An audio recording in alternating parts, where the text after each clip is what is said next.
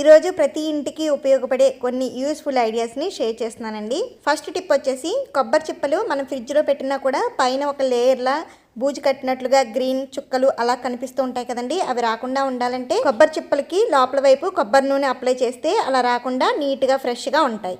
Washing machine liquid అయిపోయినట్లయితే మనకి బట్టలు ఉతుక్కోవడానికి అప్పటికప్పుడు చక్కగా ఈ విధంగా ప్రిపేర్ చేసుకోవచ్చండి. బట్టలు ఉతుక్కునే సోపుని తీసుకుని ఇలా గ్రేటర్ తోటి తురుముకుని దీంట్లో కొద్దిగా వాటర్ని యాడ్ చేసుకుని మనకి లిక్విడ్లా రెడీ చేసుకోవాలి. ఈ లిక్విడ్ని వాషింగ్ మిషన్లో వేసుకుని ఆ రోజు బట్టలు ఉతుక్కోవడానికి చక్కగా యూజ్ చేసుకోవచ్చండి. అల్లం పైన పొట్టు తీయాలంటే ఎక్కువ శ్రమ పడకుండా చక్కగా మనకి చాకు స్పూను ఇవేమీ అవసరం లేకుండా టీ జాలిని తీసుకొని దానిపైన ఇలాగ రుద్దుకున్నట్లయితే పైన వైపు సన్నగా చిన్న లేయర్ లాగా మనకి పోతుందనమాట. ఎక్కువ లోతుగా కట్ అయిపోవడం అల్లం వేస్ట్ అవ్వకుండా ఉంటుంది.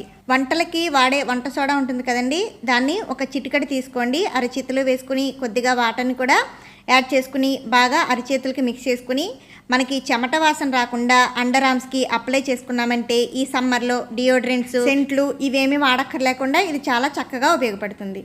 కర్పూరం వెలిగించే స్టాండ్ ఎక్కువగా నల్లగా అయిపోతుంటుంది కదండి. అలా నల్లగా అవ్వకుండా ఉండాలంటే చక్కగా బియ్య పిండిని కానీ గోధుమ పిండి కానీ ఏదో ఒకటి దీంట్లో వేసుకుని తర్వాత కర్పూరపు బిళ్ళని వెలిగించుకున్నామంటే హారతి స్టాండ్ నల్లబడకుండా ఎక్కువ జిడ్డు లేకుండా చక్కగా నీట్గా మెయింటైన్ చేసుకోవచ్చు.